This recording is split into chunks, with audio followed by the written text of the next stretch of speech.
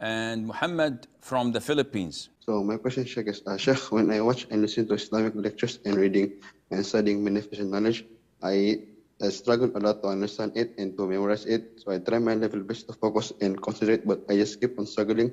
So can you give me some advice, Sheikh, on how can I easily understand and memorize, Sheikh, when I'm doing these things? Jazakallah khair, Sheikh. Wajazak. Muhammad from the Philippines finds it difficult to concentrate while learning in education, Islamic lectures, and he's always distracted.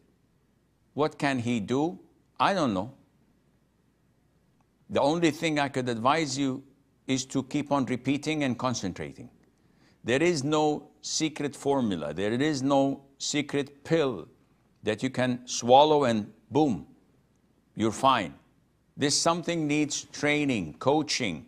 It needs hard work. It needs repetition until you master it and become good in it. Other than that, also make a lot of dua.